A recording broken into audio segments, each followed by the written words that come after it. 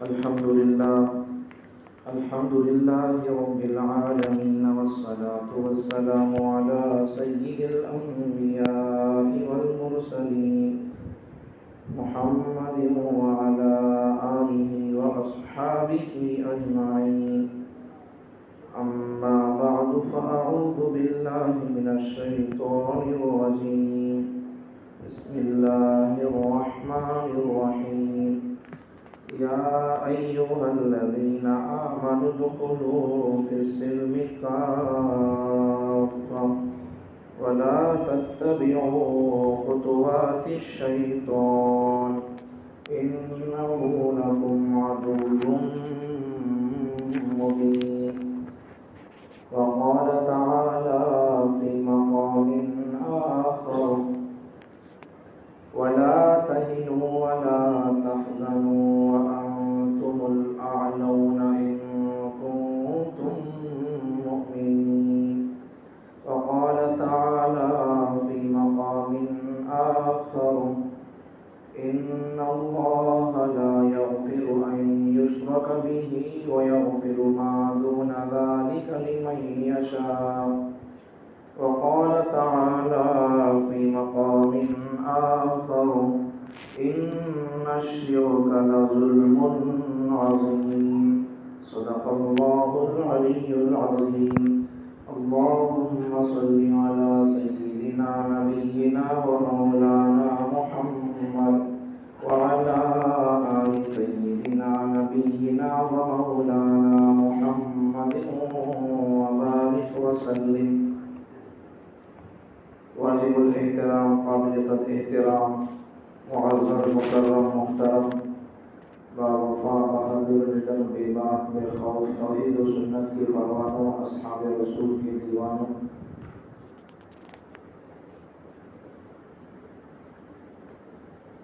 ہمارا جو عنوان چل رہا ہے 2-3 جمعہ سے، وہ توحید ہے. توحید معنی کیا؟ اللہ کو یکتا اور یگانہ ماننا. توحید کے اپوزٹ میں آنے والا لفظ، توحید کے مد مقابل آنے والا لفظ ہے شرک. اور یہ دونوں چیزیں یک جگہ یک دل میں نہیں رہ سکتے. جیسا آگ اور پانی ایک جگہ اور ایک کسی بھی چیز میں جمع نہیں ہو سکتے، تو بالکل اسی طرح توحید اور شرک دونوں ایک جگہ جمع نہیں ہو سکتے.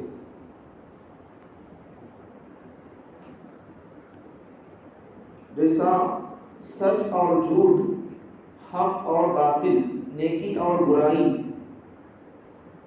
جیسا یہ چیزیں اپوزٹ ہیں، مقابل ہیں، ویسے ہی توحید اور شرک یہ دونوں چیزیں اپوزٹ ہیں، ایک دوسرے کی اپوزٹ ہیں. توحید ہوگا تو شرک نہیں ہوگا، شرک ہوگا تو پھر توحید نہیں ہوگا. ان دونوں میں سے کوئی ایک ہوگا. ایک ہی انسان کے دل کے اندر دو ہی چیزیں جمع ہو یا نہیں ہو سکتا. توحید کا علمبردار بھی ہو کوئی آدمی اپنے آپ کو میں موحد ہوں، توحید کا علمبردار ہوں، اللہ کو یکتا یگانہ ساجی مانتا ہوں، مشکل کشا حاجت روا مانتا ہوں، اسی سے میں اپنی ضرورتیں حاجتیں پوچھوں گا، اس کے علاوہ کسی اور سے میں اپنی حاجت نہیں پوچھوں گا. مطلب کیا کہ ایک آدمی موحد ہے تو وہ آدمی مشرک نہیں ہو سکتا. اب ایک آدمی اگر مشرک ہے تو پھر وہ موحد نہیں ہو سکتا. اگر کوئی آدمی موحد ہونے کا دعویٰ کرتا ہے، مسلمان ہونے کا دعویٰ کرتا ہے، لیکن ساتھ میں شرک بھی کرتا ہے، تو وہ پکا موحد نہیں ہے، پکا مسلمان نہیں ہے. اپنے توحید کے اقرار میں، اپنے مسلمان ہونے میں پکا نہیں ہے. توحید ابھی اس کے دل کے اندر راسخ نہیں ہوا، مضبوط ابھی دل کے اندر نہیں اترا.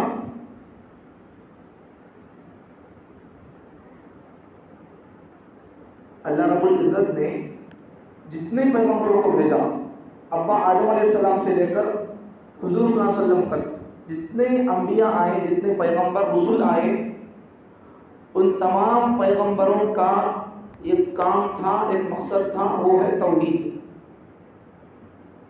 انسانوں کو مخلوق سے کاٹ کر خالق سے جوڑنا، پتھروں کی پوجا سے کاٹ کر اللہ سے جوڑنا،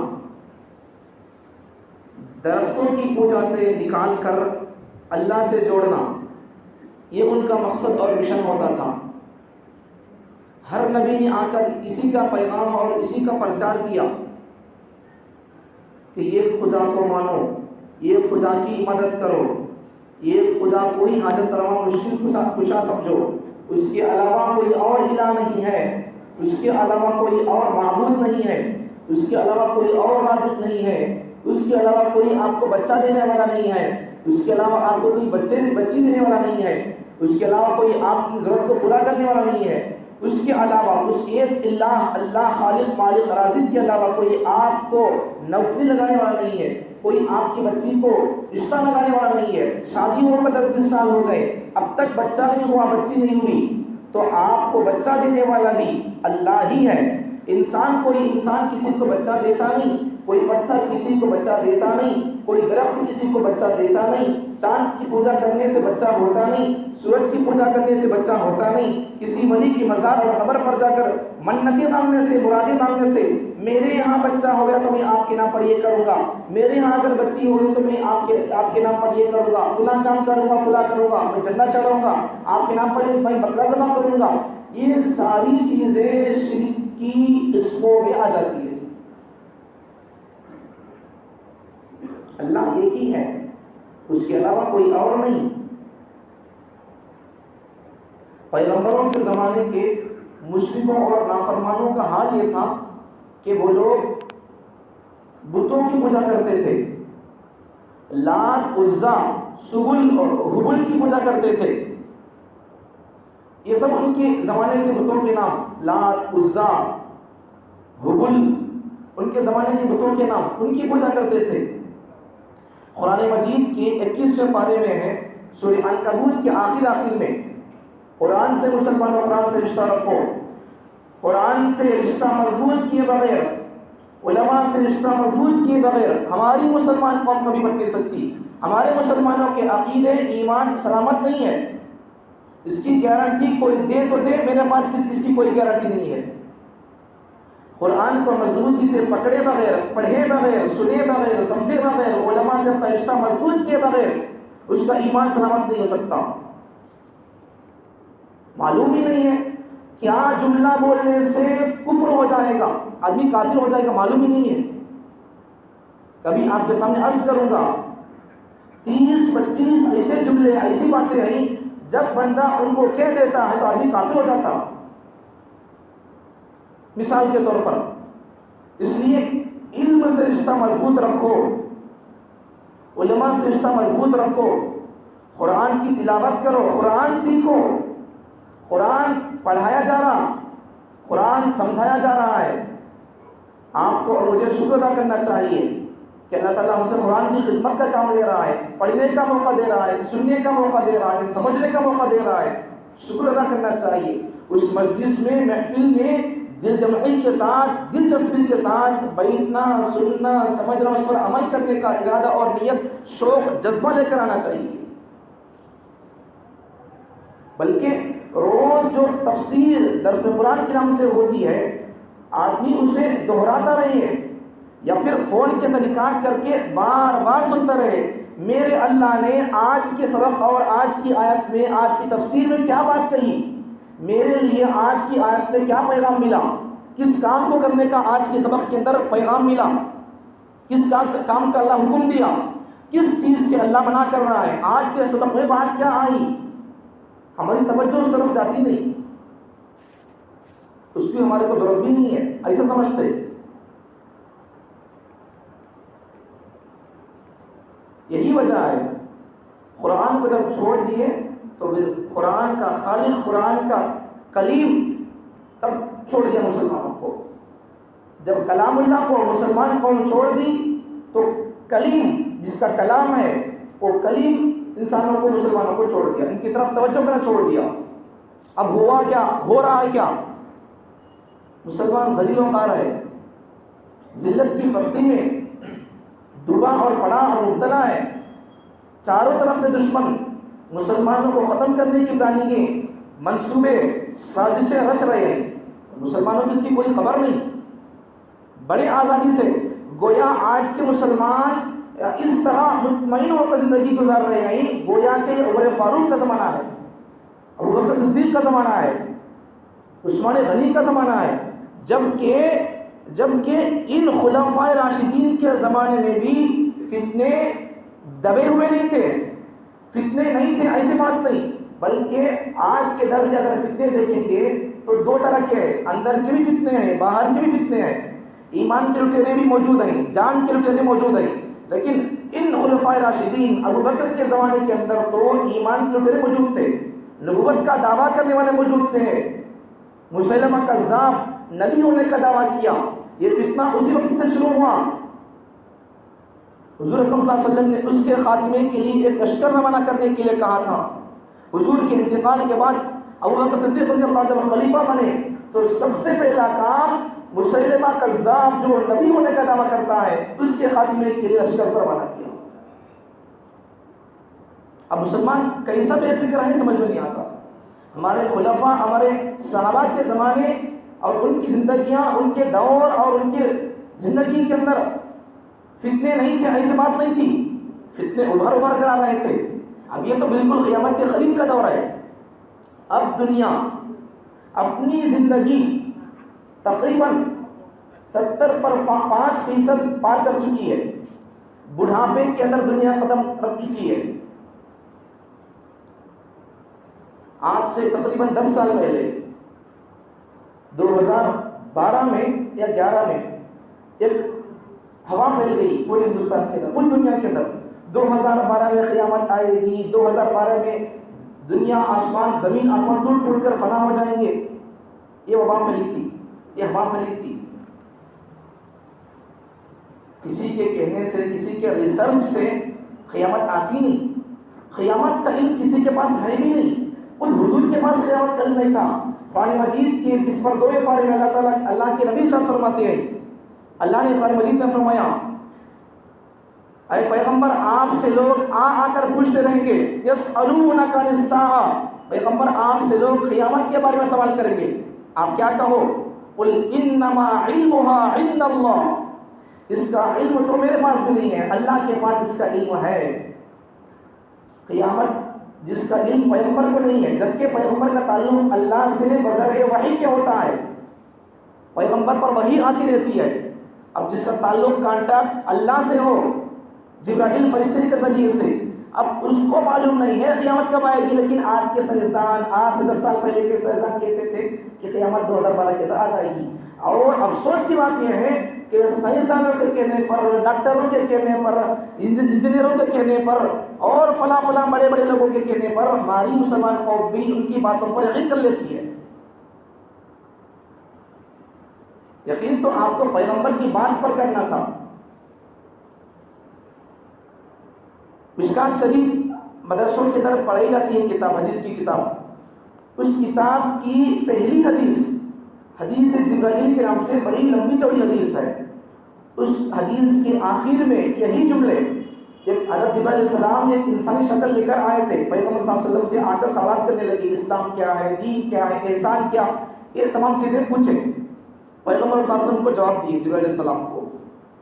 پھر اس حدیث کے آخر میں پیغمبر صلی اللہ علیہ وسلم سے جبرائیل نے پوچھا، انسانی شکل میں آ کر پوچھا تھا تمام سوالات، ایمان کے بارے میں، اسلام کے بارے میں، احسان کے بارے میں، قیامت کے بارے میں سوال پوچھا تھا، اور پھر قیامت کی علامتیں کیا ہیں وہ مختصر طور پر آپ صلی اللہ علیہ وسلم سے پوچھا تھا، اور حضور نے کچھ جوابات دیے تھے، کچھ علامات بتائے تھے۔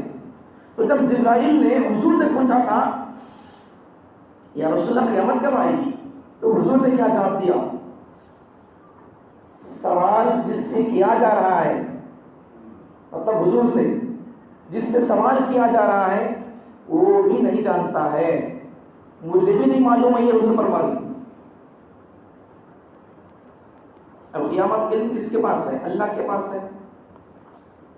تو لوگ تباہی کے اندر پڑھتے چلے جا رہے ہیں، ان کی باتوں پر لوگوں کا یقین ہوتا جا رہا ہے، فتنوں کا شکار ہے. بے خوف زندگی، غفلت کی زندگی، غفلت کی زندگی سے تو موت بہتر ہے. اس لیے مسلمانوں چوکنے رہو. دشمنوں کی طرف سے، دشمنان اسلام کی طرف سے مسلمانوں پر کیا پلاننگیں ہو رہی، کیا ہو رہا ہے، کچھ بھی خبر نہیں. ہندوستان کی کیا فکر کریں گے آج کے مسلمان؟ خود اپنے جان کی، ایمان کی فکر نہیں ہے. نہ جان کی فکر ہے، نہ ایمان کی فکر ہے، نہ بیوی بچوں کی فکر ہے. ان کی تربیت کا کوئی خیال ہے، کچھ بھی نہیں. اگر یہی غفلت کا حال چلتا رہا تو پھر 5-10 دن پہلے اس پر 1 جولائی کو جا کر 10 دن نہیں ہوا، پیر کا دن تھا. اس دن ہندوستان کے اندر ممبئی سے ٹرین چلتی تھی، جے پور جا رہی تھی.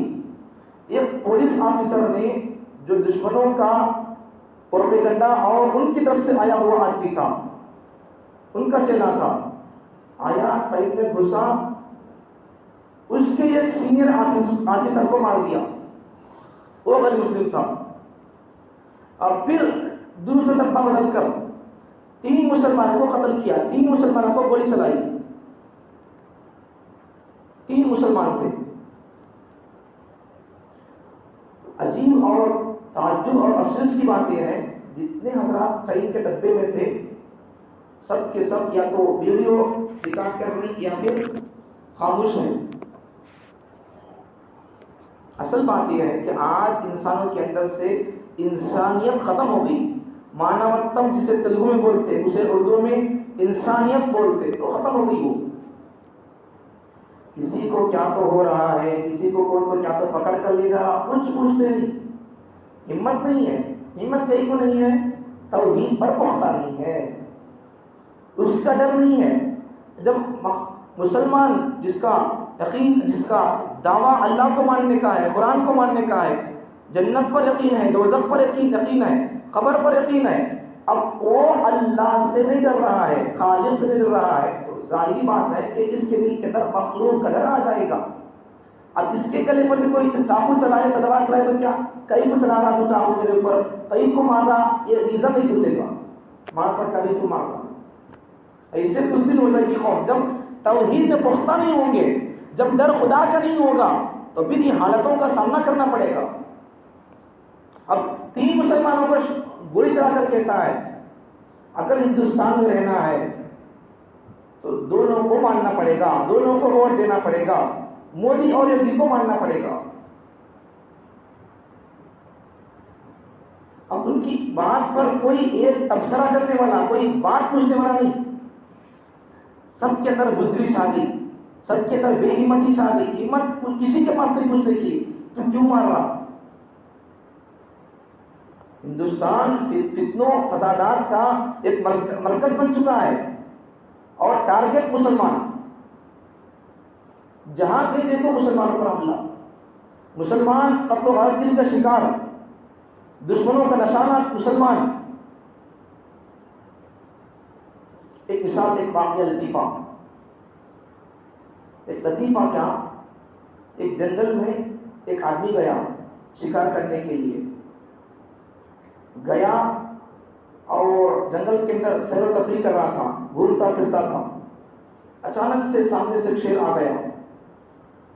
تو یہ آدمی کیا کیا، جیب سے ریوالور نکال کر، گن نکال کر اسے شوٹ کر دیا.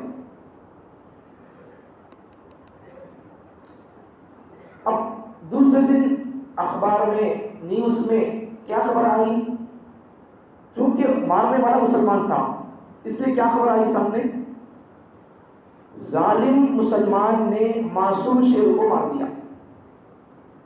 کیا خبر آئی، ظالم مسلمان، دہشت گرد مسلمان، روگی مسلمان نے معصوم شیر کو مار دیا. اسی طرح ایک مرتبہ ایک عورت لڑکی، عیسائی لڑکی گھومنے پھرنے کے جنگل کو گئی. سیم ایسا واقعہ، شیر آیا حملہ کرنے کے لیے، یہ عورت بچی، عیسائی بچی جیب سے گن نکالی، شوٹ کر دی شیر کو. اب دوسرے دن نیوز میں، اخبارات میں کیا آ رہا، بہادر دلیر جوان مرد بچی شیر کو مار دی. بات ایک ہی ہے، قصہ ایک ہی ہے، لیکن یہ کام جب مسلمان کر دیا تو پھر قاتل، دہشت گرد، اور وہی کام جان بچانے کے لیے شیر کو جب عورت مارتی ہے، چونکہ وہ مسلمان نہیں تھی، وہاں مسلمان تھا مارنے والا تو اس کے اوپر دہشت گردی کا لیبل، اب یہاں مارنے والی مسلمان نہیں تھی تو اس کے اوپر کیا لیبل؟ بہادر، دلیر، جرأت مند، اوارڈ دیا گیا۔ تو یہ ہے نقشہ، اس پر چل رہی ہے دنیا، نفرتوں کا بازار گرم ہے اور مسلمان آرام سے سو رہے ہیں۔ مسلمانوں کے پاس نہ عمل ہے، نہ علم ہے، نہ فتنوں سے متعلق حضور کی حدیث کا مطالعہ ہے، نہ ایمان کے اندر پختہ مضبوط ہے، کچھ بھی نہیں۔ پھر آپ بچو گے کیسا فتنوں سے؟ آپ کو بچنے کے لیے کوئی اور کام کرنا نہیں ہے، آپ کو اور مجھے بچنے کے لیے ایمان پر پکے اور پختہ ہونا ہے۔ اس کے بعد دوسری چیز ہے اعمال پر آ جانا، پھر اللہ سے دعائیں کرتے رہنا۔ مسلمان کبھی ریوالور پر بھروسہ نہیں کیا، مسلمان کبھی کسی اور چیز پر، کثرت پر بھی مسلمانوں کو یقین نہیں رکھنا چاہیے۔ کثرت پر ہمیں زیادہ آدمیاں ہیں ہماری فتح ہو جاتی، یہ نہیں ہوتا۔ ایک غزوے میں قرآن مجید کے 10 پارے سورہ توبہ کے اندر آیت نازل ہوئی ہے، جب صحابہ کو اپنی کثرت، صحابہ بہت زیادہ تھے جنگ کے اندر، تو اپنی کثرت پر دیکھ کر صحابہ نے اتنا کہا کہ ہم زیادہ ہیں، آج تو ہماری فتح یقینی ہے، کفار تھوڑے ہیں ہم زیادہ ہیں تو آج ہماری کامیابی پکا ہے۔ تو اللہ نے کیا کر دیا؟ صحابہ کے ختموں کو ڈگمگا دیا۔ جب ان کا یقین، صحابہ کا یقین اللہ کی ذات سے ہٹ کر اپنی کثرت پر آ گیا، ہمیں زیادہ ہی ہماری کامیابی پکا، تو پھر اللہ نے کیا کر دیا؟ شروع میں اس وقت جنگ کو اللہ تعالیٰ نے مسلمانوں کے حق میں شکست کی طرف بدل دیا تھا، بعد میں پھر کسی نے متنبع کر دیا کہ بتا دیا بھائی اب ہمارا یقین اللہ کی طرف سے ہٹ گیا ہے، ہمیں زیادہ ہی اس پر ہمارا یقین آ گیا ہے، اس بات کو بدل دو، ہمارا یقین اس پر نہ ہو، ہمیں زیادہ ہی اس پر نہ ہو، اللہ کی ذات پر یقین ہو۔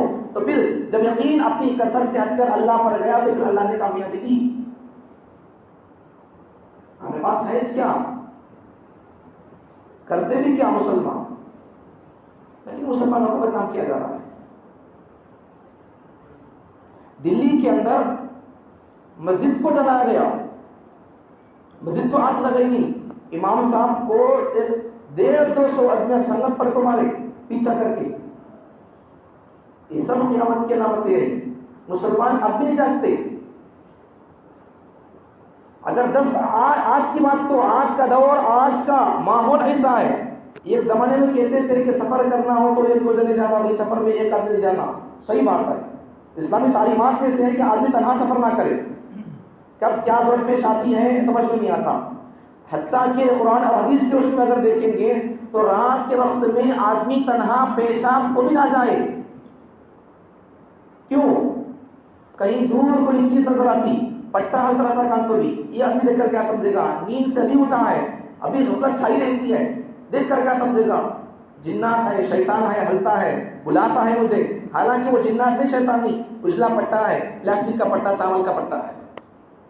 دونوں اٹھ کر گئے تو کیا ہوتا؟ پھر اگر یہ آدمی غفلت میں ہو تو دوسرا کہے گا ارے بھائی وہ جنات نے، شیطان نہیں، پٹا رہے چاول کا اٹھ کر بولتا۔ تو اسلامی تعلیمات میں ہے کہ آدمی طہارت کو بھی جائے تو 2 کسی اور کو لے کر ساتھ پہ جائے، تو ایک بات تھی اسلامی تعلیمات میں سے ہے۔ لیکن آج کا دور ایسا پرخطر اور پرزور اور پرشور ہے، اتنا نفس سے بازار گرم ہے ہندوستان کا، اگر 10 بھی جائیں گے آپ مل کر سفر میں تو 10 میں سے 1 بھی بچنا مشکل ہے، 10 میں سے 1 بچنا مشکل ہے۔ اگر 10 مل کر جا رہی تو اگر کسی پر حملہ ہوا تو 10 میں سے بھی 1 پر حملہ ہو رہا تو 9 آواز نہیں اٹھائیں گے، اتنی بزدلی کا دور ہے، آواز نہیں اٹھائیں گے۔ یہ سب دیکھا گیا ہے۔ اور تقریباً کو 2-3 سال پہلے لاک ڈاؤن میں بھی گھر کے پاس ہمارے کو ایک واقعہ، ہمارے چاول کا واقعہ کیا ہوا، ایک آدمی کو گھر کے پاس آ کر کانسٹیبل مارتا ہے، کانسٹیبل گھر کو آ کو گھر کے سامنے اسے گھر سے باہر لا کر مار رہا، پوری گلی کے لوگ کھڑے کر تماشا دیکھے، لیکن ان میں سے یہ بھی پوچھنے والا نہیں تھا، کہیں کو مار رہا تو بول کر۔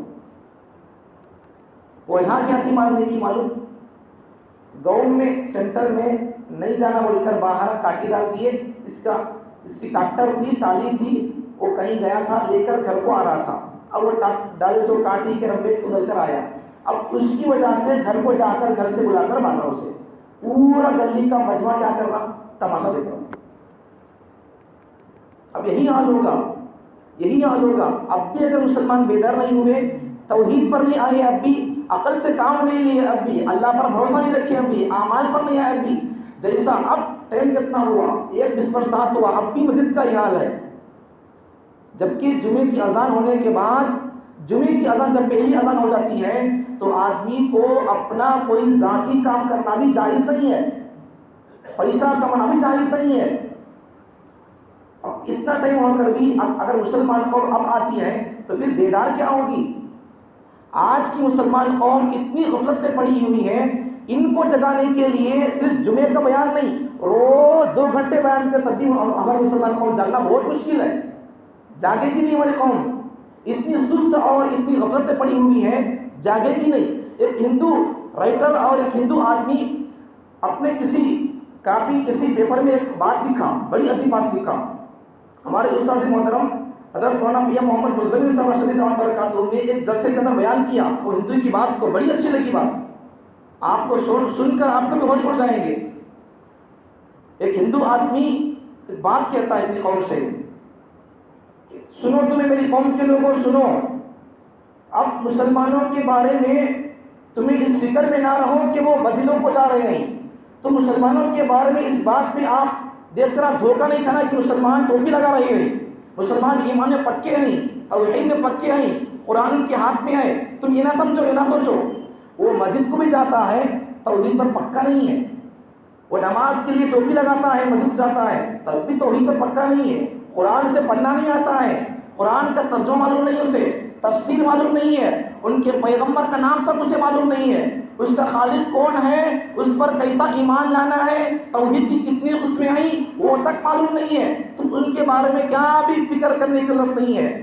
اگر ان کی قوم کے علماء مسلمانوں کو جگانے کے لیے, مسلمانوں کے بڑے رہبر رہنما علماء اگر ان کو جگانے کے لیے, غفلت سے بیدار کرنے کے لیے تقریر بھی کرتے ہیں, اگر بیان کرنے والا مقرر خطیب مسلمانوں کا رہبر رہنما اگر وہ بیدار بھی ہو, غفلت میں نہ ہو, تو تب بھی ان کی قوم بیدار نہیں ہے, سن نہیں رہی ہے. اگر سن بھی رہی ہے تو پھر ان کی باتوں پر عمل نہیں کر رہی ہے. تم بے فکر رہو, مسلمانوں کو ہم ان کو برباد کرنے کے لیے کوئی اور کام کرنے کی ضرورت نہیں ہے, وہ برباد ہو گئی بس. کیسی بات کہی, کتنے بیان سنے اب تک ہمیں, کتنے جملے سنے, کتنی باتیں بولے. ایک ایک عنوان کو 4 چارج میں بولا میں, ایک ایک عنوان کو, ایک ایک ٹاپک کو, ایک ایک عنوان کو 4 چارج میں بیان کیا. پھر بھی بلکہ رمضان کے بعد تو ایک ٹاپک پر 8 جمعے بیان کیا, 8 جمعے, تقریباً 2 مہینے بیان کیا ایک ٹاپک پر. مکاتب کی اہمیت پر تقریباً 8 جمعے بیان کیا. لیکن مکتب کا حال کیا ہے, بچوں کے مکتب کا حال کیا ہے, بڑوں کے مکتب کا حال کیا ہے, عالم پڑھنے لوگ اور کتنا بیدار کرنا آپ کو. وہ ہندو کی بات برابر صحیح ہے, وہ اپنی قوم کو کہہ رہا ہے کہ اب ہم کو مسلمانوں کے بارے میں, ان کو برباد کرنے کے بارے میں کسی قسم کی کوئی فکر منصوبہ بنانے کی ضرورت نہیں ہے. اگر ان کی قوم کے رہبر رہنما علماء اگر ان کو جگانے کے لیے, غفلت سے بیدار کرنے کے لیے تقریر کر بھی رہے ہوں, اگر وہ کچھ جاگے ہوئے ہوں, بیدار ہوں, غفلت ان کے اندر نہیں ہے, تب بھی ان کی قوم غفلت میں پڑی ہوئی ہے. ان کی قوم صرف یہاں سن کر چلے جائے گی, اب تم کو کوئی کرنا نہیں ہے. مسلمان قوم بس ویسے ہی برباد ہو جائے گی, صرف سنتے چلے جائیں گے, سنتے جاتے ہوں گے. تو پھر کب انقلاب آئے گا, کب انقلاب آئے گا. تقریروں کو صرف کانوں کا مزہ نہ بناؤ, تقریروں کو یاد کر کے آتے رہو. آپ کئی جمعہ یہ بولے, کئی جمعہ اس سے پہلے جمعہ یہ بولے, یہ بات بولے, یہ بات بولے, میں اس بات پر عمل کر رہا ہوں, اور مزید بات کیا ہے, مزید مسئلہ کیا ہے, میرا مسئلہ یہ ہے, آپ اس پر بتائیں, اچھا ہوگا. شوق ہو تو پھر بول سکتے ہیں. پیغمبروں کو توحید پر, میں ابھی آپ سے عرض کیا تھا کہ اللہ تعالیٰ نے پیغمبروں کو 1,44,000 پیغمبروں کو اللہ تعالیٰ نے کیوں بھیجا, مقصد کیا تھا بھیجنے کا, توحید کا انسانوں کو پیغام پہنچائے, توحید سمجھائے.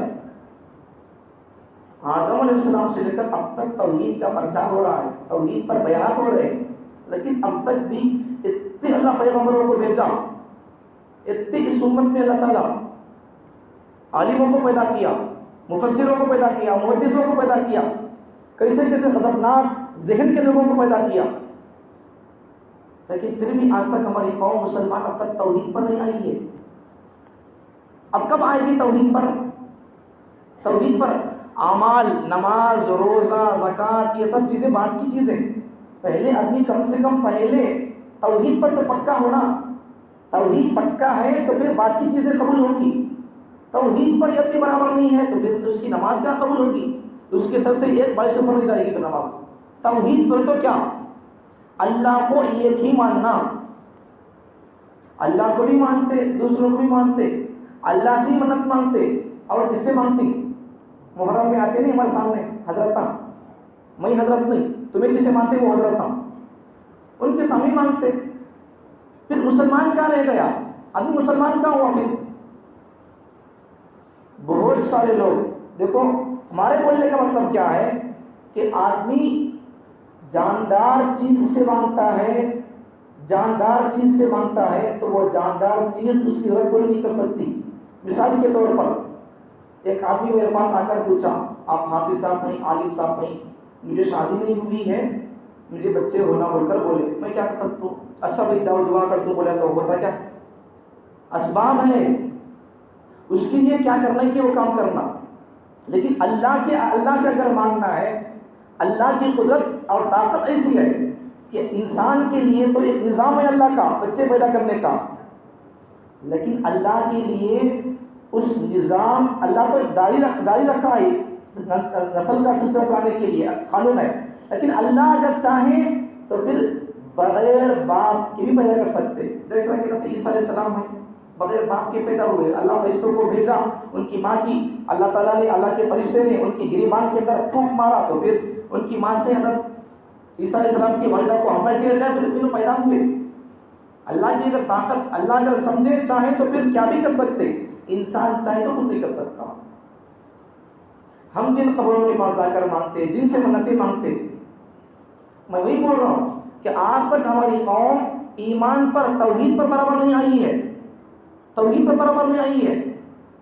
اب کیا خاک حافظ بنے گی، کیا خاک عالم بنے گی؟ توحید ہی برابر نہیں ہے تو پھر کیا خاک قرآن کی اہمیت دل میں آئے گی؟ اللہ کے بارے میں ہی پکا یقین نہیں ہے، اللہ کو چھوڑ کر انگلیوں کو مانی، انگلیوں کو، ان کے اندر جان ہے؟ جان ہی نہیں ہے۔ ارے پیغمبروں نے کس کو مانا؟ آج لوگ ولیوں کو مانتے، پنجوں کو مانتے، ان سے منتیں مانگتے۔ کبھی سوچے تم حضور صلی اللہ علیہ وسلم پر کبھی ان پر کوئی ضرورت آئی، کوئی پریشانی آئی تو انہوں نے کس سے مانگے؟ حضور صلی اللہ علیہ وسلم کے سامنے ان کے بچے کا انتقال ہوا، حضور کی کل اولاد کتنی؟ حضور کے بچے کتنے؟ 4 بیٹیاں 3 بیٹے، 4 بیٹیاں پہلے، ان کے بعد 3 بیٹے، 2 بیٹے انتقال ہو گئے بچپن میں، ایک بیٹا تھا چند مہینے زندہ رہا، ابراہیم نام۔ جب حضور کے ابراہیم بیٹے کا انتقال ہونے لگا تو حضور خود اپنے بچے کو بچا نہیں سک رہی۔ جب بچے کا انتقال ہونے لگا تھا تو ابو جہل مکے کے چوک پہ جا کر خطاب کرتا ہے، بیان کرتا ہے، لوگوں کو بھڑکاتا ہے، لوگوں کے ذہنوں کو خراب کرتا ہے، دیکھو محمد کی نسل ختم ہو جائے گی، محمد کی نبوت ختم ہو جائے گی، محمد کے یہاں کوئی بچہ نہیں ہوگا، ان کی نسل ختم ہو گئی۔ اب حضور کے دل اور غمگین ہو گیا، تو حضور نے کیا کیا؟ اللہ سے دعا کی، لیکن پھر بھی حضور صلی اللہ علیہ وسلم اپنے بچے کو بچا نہ سکے۔ حضور یہی کہتے تھے کہ بیٹا مجھے تیرے جدائی سے غمگین تو اور میرے آنسو تو بہہ رہے ہیں، لیکن میں میرے اللہ کے فیصلے پر راضی ہوں۔ حضور دعا تو کرے، ٹائم آ گیا، وقت آ گیا تو پھر حضور کے بچے کا انتقال ہو گیا، بچا سکے حضور اپنے بچے کو؟ حضور امام الانبیاء خاتم النبیین والمرسلین ہو کر بھی اپنے بچے کو بچا سکے؟ تو پھر حضور امام الانبیاء ہو کر لا يمكن الثناء كما كان حقه، لا يمكن الثناء كما كان حقه بعد خدا بزرگ، تو یہ قصہ مختصر اللہ کے بعد جن کا مرتبہ ہے انہوں اپنے بچے کو بچا نہیں سک رہی نبی ہو کر۔ اب ہمارے یہاں کے پنجے گنجے ان کے اندر کیا جان ہے؟ ان سے بڑی جان ہے ان کے اندر، ان سے بڑی کرامت ہے ان کے اندر، پھر مانتے کیوں ہو؟ اتنا نالج نہیں ہے مسلمانوں کو، اتنا نالج نہیں ہے۔ عقل سے کام لو. آپ کے دور میں، آپ کی موجودگی میں، آپ کے زمانے میں نبی کے وارثین علماء موجود ہیں. ان سے کبھی آ کر پوچھو ایسا کر سکتے کیا، کرنا کیا، جائز ہے کیا، نبی کرے کیا، نبی کرے کیا، ابو بکر کرے کیا. ابو بکر، عمر، یہ سب بات کی چیزیں بات کے لوگ. سب سے بڑا درجہ اللہ کے بعد نبی کا، امام الانبیاء محمد مصطفیٰ صلی اللہ علیہ وسلم کا، انہوں کرے کیا. اتنا تو کم سے کم دیکھ لیتے. میں وہی بول رہا ہوں، آج مسلمانوں کو اپنے نبی کا نام بھی معلوم نہیں ہے، اپنے نبی کی سیرت، کردار، کیریکٹر، کلچر، ادب، تہذیب، تمدن یہ بھی معلوم نہیں ہے، نام تک معلوم نہیں ہے. تو پھر ان کی زندگی کیا معلوم کریں گے مسلمان؟ گئے جو واقعہ بتائیں گے آپ کے سامنے. گنٹور کا ایک کالج کا واقعہ بتایا. جا کر پوچھے وہاں کے علماء اسٹوڈنٹ سے، تو پھر کیا ہوا، کیا بولے؟ نبی کا نام کیا ہمارا؟ تو کیا بولے اسٹوڈنٹس، وہاں کے بچے بچیاں؟ ہمارے نبی کا نام کیا ہے؟ چندرا بابو. یہ جہالت ہے ہمارے دور کی، یہ جہالت ہے ہمارے دور کی.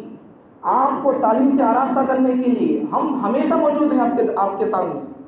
جب آپ کو پڑھائیں گے، قرآن کا علم سکھائیں گے، آپ کے عقیدے مضبوط کریں گے. علماء سے ہٹ کر آپ کے عقیدوں کو، آپ کے ایمان کی کوئی حفاظت نہیں کر سکتا. ہم کو آپ کے مال کی فکر نہیں ہے، آپ کے ایمان کی فکر ہے، آپ کے بچوں کی ایمان کی فکر ہے. اب آج کے لوگ اگر اب پنجوں کے سامنے، درگاہوں کے سامنے جا کر طواف کرتے رہے، نہیں کرنے کے کما سب کرتے رہے، تو ہو سکتا ہے کہ ان کو تو دفنائیں گے، کفنائیں گے، سب ہوگا. لیکن ان کے بعد جب ان کی نسل آئے گی تو پھر اب کے لوگ کیا کریں گے؟ کم سے کم جمعہ میں ایک بار، برات میں ایک بار، شب برات میں ایک بار، شب قدر میں ایک بار، عیدن میں آتے رہیں گے. ہم دعا جب کرتے تو ایسا ہاتھ اٹھا کر ایسا کریں گے. سب ان کا مسئلہ حل ہو گیا. جب ان کی نسل آئے گی تب ان کی نسل کیا کرے گی؟ ایسا نہیں کرے گی، وہ خالی سرچ کرے گی، وہ یہ کرے گی. آپ سکھا سو بھی اسکولوں میں کیا یہ سکھا سو؟ کون سے اسکولوں میں وندے ماترم نہیں پڑھاتے؟ مجھے بتاؤ کون سے اسکول ہے، سب بتاؤ. وندے ماترم کا معنی مطلب اگر آپ دیکھیں گے تو اس کا وہی مطلب ہے، زمین تو میری خدا ہے، زمین تو میرا الہ ہے، زمین تو میری اللہ اور معبود خالق ہے. زمین کو خدا ہونے کا پیغام، میسیج وندے ماترم کے ذریعے سے بچوں کے دل و دماغ کے اندر پہنچایا جا رہا. اور ہم مسلمان 10,000 دے کر بچوں کو ٹائی لگا کر پھر بھی اسکولوں کو یاد رکھو مسلمانوں، یاد رکھو، یہ ٹائی لگانا بھی یہ ہمارے عقیدے کو برباد کرتا ہے. یہ ٹائی کا معنی مطلب کیا ہے؟ ٹائی کا معنی مطلب کیا؟ ٹائی لگانا جائز نہیں. ٹائی کا معنی مطلب کیا؟ ٹائی سے ہمارے عقیدے کے اندر خرابی آتی ہے. ٹائی کا معنی مطلب کیا؟ ٹائی کے ذریعے سے ایک پیغام یہ دیا جاتا ہے کہ عیسیٰ علیہ السلام کو سولی دی گئی ہے، یہ پیغام ہے اس کا. عیسیٰ علیہ السلام کو سولی دی ہے کیا؟ سولی پر دیکھو مرنے مارے عیسیٰ علیہ السلام کو. یہ عیسائیوں کا عقیدہ ہے. عیسیٰ علیہ السلام سولی پر چڑھا دیے گئے. قرآن کا عقیدہ کیا؟ اللہ کیا بولتا ہے؟ وما قتلوه وما صلبوه ولكن شبه لهم. عیسیٰ علیہ السلام کو نہ قتل کیا گیا، نہ ان کو پھانسی دی گئی، ولكن شبه لهم. ان تمام چیزوں سے، وہ اس قسم کی باتوں سے پاک ہے. اللہ ان کو اٹھا لیا ہے، اس پر 3 سال کی عمر اللہ کو اٹھا لیا ہے. پھر قیامت کے قریب آئیں گے، کفر کو ختم کریں گے، انصاف قائم کریں گے، ظلم کو ختم کریں گے، ٹیکس کو ختم کریں گے، خنزیر کو ختم کریں گے، سلیب کو ختم کریں گے. چرچوں پر اس طرح کی جو شکل ہوتی ہے نشانی، اسے سلیب بولتے ہیں، سلیب کو ختم کریں گے. یہ ساری چیزیں آ کر کریں گے. جب آئیں گے قیامت کے قریب میں، اگر ان کے ساتھ رہ کر عدل انصاف کو، ظلم کو، تشدد کو، بربریت کو، دہشت گردی کو ختم کرنا ہے، ان کے ساتھ رہ کر ان کا ہو کر رہنا ہے، ان کا ساتھ دینا ہے، ان کے ساتھ چلنا ہے، ان کا غلام بن کر رہنا ہے، تو آج اب مجھے اور آپ کو اپنے ایمان کے اندر پاور، طاقت پیدا کرنا پڑے گا، توحید کے اندر پکا ہونا پڑے گا. مسلمانوں کو دیکھا سنا گیا، عقیدے بہت خراب ہے. اس لیے کوئی اور کام سوچو، کوئی اور بات سوچو. مجھے تمہاری کسی اور چیز کی فکر نہیں ہے. خاص کر علماء کرام کو، اس دور کے علماء کرام کو قوم کے ایمان کی فکر ہے. بس ایمان کی فکر ہے. ایمان پکا کرو، عقیدے کے اندر پکا اور مضبوط رہو. عقیدے کے اندر پکے نہیں ہیں تو پھر ایک سجدہ قبول نہیں، ایک سجدہ قبول نہیں. عقیدے کے اندر پکے آ جاؤ، ایمان کے اندر پکے آ جاؤ. بہت سارے لوگ درگاہوں کے پاس جا کر بھی ولیوں سے مانگتے، علی سے مانگتے، علی بولتے حسین بولتے، حسن بولتے حسین بولتے۔ حضرت علی خود اپنی شادی کے لیے 2 اونٹاں پال کر رکھے تھے۔ جب حضرت علی رضی اللہ عنہ 2 اونٹ پال کر رکھے تو ان کے چچا حضرت حمزہ رضی اللہ عنہ ان کے 2 اونٹوں کو شہید قتل کر دیے۔ بعد میں ہوا کیا، حضرت علی خود روتے ہوئے حضور کے پاس گئے، اور حضرت حمزہ رضی اللہ عنہ جب تک ایمان نہیں تھے ابھی، تو حضرت علی کے 2 اونٹوں کو قتل کر کے شراب کے اڈے میں جا کر شراب پی رہے تھے۔ اب حضرت علی رضی اللہ عنہ حضور کے پاس روتے ہوئے آ کر شکایت کرتے، یا رسول اللہ، چچا حمزہ نے ایسا کیا ہے، میرے اونٹوں کو قتل کر دیا، آپ کوئی ان سے بات کریں، چلے میرے ساتھ۔ حضور صلی اللہ علیہ وسلم حضرت علی کے ساتھ جاتے ہیں حضرت حمزہ سے بات کرنے کے لیے۔ دیکھتے کیا ہے، حضرت حمزہ رضی اللہ عنہ خود حضور کے چچا اور حضرت علی کے چچا شراب کے اڈے میں شراب پی رہے تھے۔ اب حضور خاموش وہاں سے واپس آ گئے۔ حضور سے حضرت علی نے عرض کیا، یا رسول اللہ، آپ میری طرفداری میں بات کرنے آئے تھے لیکن آپ کچھ بات کریں نہیں ان سے۔ تو حضور کی محبت دیکھو، امت سے محبت دیکھو۔ حضور نے کیا فرمایا، اے علی، اگر میں ان کو نشے کی حالت میں کوئی بات کہتا، کوئی حکم دیتا، اگر حمزہ میری بات کا انکار کرتے تو کافی ہو جاتے، اس لیے میں خاموش واپس آ گیا۔ پیغمبر کتنی محبت کری نبی اپنی امت سے، اپنے چچا سے۔ شراب کی حالت میں بھی اگر پیغمبر ان سے کچھ کہتے، وہ انکار کر دیتے تو کیا ہوتا، کفر ہو جاتا۔ پھر پیغمبر ہم سے کتنا محبت کر رہی، قوم سے، مسلمان سے کتنا محبت کر رہی، لیکن آج ہماری قوم مسلمان حضور سے کتنا محبت کر رہی ہے۔ ایمان میں تو پکے ہیں۔ حضور کو کیوں نکالا گیا؟ 40 سال تک کفار مکہ حضور کو کچھ بھی نہیں کہے، اپنے مال متاع سامان پیسے لا کر حضور کو دیتے تھے، تمہیں رکھ لو، تمہیں امین آدمی ہیں، سچے آدمی ہیں، اچھے آدمی، صادق ہیں، امین ہیں۔ لیکن جب 40 سال کے بعد حضور نے کہا قولوا لا الہ الا اللہ تفلحوا، ایک کلمہ پڑھ لو کامیاب ہو جاؤ گے، تب قوم کیا کری، پتھر ماری۔ یہ کلمے کی وجہ سے پیغمبروں کو قتل کیا گیا، توحید کی وجہ سے پیغمبروں کو اپنے گھروں سے، اپنے گاؤں سے نکالا گیا۔ تو اس لیے توحید پر آ جاؤ، توحید کے علاوہ کوئی اور راستہ نہیں مسلمانوں کو بچنے کے لیے۔ ورنہ پھر اگر آج کے اس دور میں بھی اگر مسلمان توحید پر نہیں آئے، اللہ کو منائے نہیں، سنتوں پر آئے نہیں، شریعت پر آئے نہیں، قرآن کو سیکھے نہیں، قرآن کو سنے نہیں، قرآن کو سمجھتے نہیں، تو پھر یہ ہی واقعہ آپ کی اور میری نصیحت اور عبرت کے لیے کافی ہے۔ جیسا بغداد کے اندر تاتاریوں کا دور آیا تھا، تاتاریوں کا دور آیا بغداد کے اندر، اس وقت مسلمان اختلاف میں پڑ گئے تھے، چھوٹی چھوٹی باتوں کے اندر اختلاف ہو گیا تھا، مسواک اتنی ہونا اور بہت سارے اختلاف میں پڑ گئے تھے۔ چھوٹی چھوٹی باتوں کے اندر اختلاف میں پڑ کر بغداد کے اندر مسلمان جب بکھر گئے، انتشار میں آ گئے، تو انتشار پھیل گیا، مسلمانوں کو شیرازہ اتفاق کا اختلاف سے بدل گیا، مسلمانوں کی بن مٹھی جماعت جب بکھر گئی تو ہوا کیا، تاتاریوں کا دور آیا، تاتاری قوم آئی، مسلمانوں کو چن چن کر ختم کرنے لگی، اور کیسا اس وقت ختم کر رہی تھی، اور اس وقت مسلمان کتنے بزدل تھے اس کی کوئی حد نہیں۔ واقعہ سن کر آپ سمجھ لو آج کے دور کے مسلمان اس واقعے اور اس دور کے مسلمانوں سے بھی گئے گزرے ہیں۔ اس وقت کے مسلمانوں پر اگر کوئی عورت، تاتاری عورت اگر آ کر کسی مسلمان سے کہتی، بازار میں دیکھ گیا مسلمان، اگر کوئی عورت آ کر کہتی کہ بھائی تو مسلمان ہے نہیں، تو یہاں چھوڑ دیے، قتل کرنے کے بعد میرے پاس کیا بھی آلہ نہیں ہے، ریوالور نہیں، گن نہیں ہے، میرے پاس چاقو نہیں ہے، تم یہاں کھڑو، گھر جا کر تلوار لے کر آ کر تیر بھوکتوں میں بول کر بولتی عورت، تو وہ عورت گھر کو جا کر تلوار، نیزہ، کمان، چاقو لے کر آنے تک مسلمان بزدل اس کے آنے تک وہیں کہیں کھڑا رہتا تھا۔ اب آج کے دور کے مسلمانوں کا حال اس سے بھی کیا گزرا ہے، اگر اب بھی نہیں سدھرے مسلمانوں تو پھر اس سے بدتر حال ہونے والا ہے۔ اب تینوں کے اندر، مسجدوں کے اندر گھس کر مارنے کا نہیں، گھر گھر کے اندر گھس کر مارے گے دشمن۔ اگر اب بھی ایمان کے اندر، توحید کے اندر اگر پکے نہیں آئے، اعمال کو مضبوط نہیں کیے، ایمان کو مضبوط نہیں کیے، عقیدے کو مضبوط نہیں کیے، اللہ پر جیسا یقین رکھنا ہے ویسا یقین نہیں رکھ رہی، اللہ سے ماننا ہے اسے نہیں مان رہی، اس سے نہیں مانگ رہی، تو پھر گھر گھر کے اندر گھس کر دشمن ماریں گے۔ اس کا انتظار کرو، اپنے آپ کو قتل کروانے کے لیے تیار رہو، یا پھر توحید پر آ جاؤ، اسلام پر آ جاؤ، شریعت پر آ جاؤ، سنتوں پر آ جاؤ۔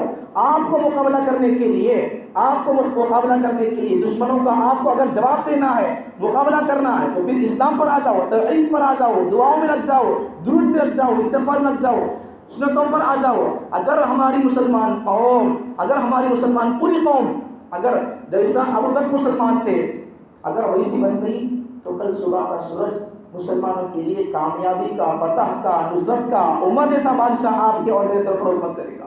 نہیں تو پھر فرعون کا باپ بھی آئے گا، ہم کچھ بھی نہیں کر سکتے اسے. اصل میں ان لوگوں کا ہمارے سروں پر مسلط ہونا، ظالم حکمرانوں کا مسلمانوں پر مسلط ہونا، یہ مسلمانوں کے اعمال کا نتیجہ ہے. اگر مسلمان شریعت پر عمل کرتے تو پھر طلاق پر حملہ کیوں ہوتا؟ مسلمان اگر سنتوں پر عمل کرتے تو پھر ہمارے باتوں کو، ہمارے اسلامی باتوں کو، احکامات پر حملہ کیوں کرتے؟ بہرحال بہت ساری باتیں ہیں. توحید پر آ جاؤ، توحید پر آ جاؤ، توحید پر آ جاؤ. اللہ سے سب کچھ ہوتا، اللہ ہی سے سب کچھ مانگو، اللہ کے علاوہ کسی میں کوئی طاقت نہیں ہے. اب تک جو کر دیے اللہ سے توبہ طائب ہو جاؤ، ورنہ پھر کیا ہوگا؟ حضرت موسیٰ علیہ السلام کی قوم جب ان پر جو کتاب نازل کی اللہ تعالیٰ تورات کے نام سے، جب وہ قوم تورات پر عمل نہیں کی تو کیا ہوا؟ اللہ ان کے اوپر پہاڑ ڈال دیا، بالکل سامنے آ کر گیا پہاڑ. جب پھر توبہ کری قوم تو پھر کیا ہوا؟ اللہ تعالیٰ پہاڑ کو دور کر دیا. پھر بعد میں کیا ہوا؟ نہیں، نافرمانی سے باز نہیں آئی اور نافرمانی کے اندر لگ گئی. اللہ جس چیز کا حکم دیا اس چیز کے اندر برابر کھڑے اتر کر نہیں آئے تو پھر کیا ہوا؟ ان کے چہرے بندروں کی طرح، خنزیر اور سور کی طرح بدل گئے. اگر ہم شریعت پر عمل نہیں کریں گے، اگر ہم سنت پر عمل نہیں کریں گے تو پھر کیا ہوگا؟ وہ دور دیکھنا پڑے گا. ہمارے چہرے بھی مسخ ہو جائیں گے، بندروں کی طرح، خنزیروں کی طرح ہو جائیں گے. قیامت سے پہلے یہ سب چیزیں ہونے والی. اگر وہ ایسا نہیں ہونا تو پھر کیا کرنا؟ توحید پر پکے آ جانا. اللہ تعالیٰ مجھے اور آپ کو توحید پہ مضبوط رہنے کی توفیق عطا فرمائے. اللہ کو یکتا یگانا وہ مختار کل اور حاجت روا مشکل کشا اسی کو سمجھ کر اسی کی عبادت کرنے کی توفیق عطا فرمائے اور اسی کے توحید پر مرتے دم تک مضبوطی سے جمع رہنے کی توفیق عطا فرمائے. وآخر دعوانا الحمدللہ رب العالمین.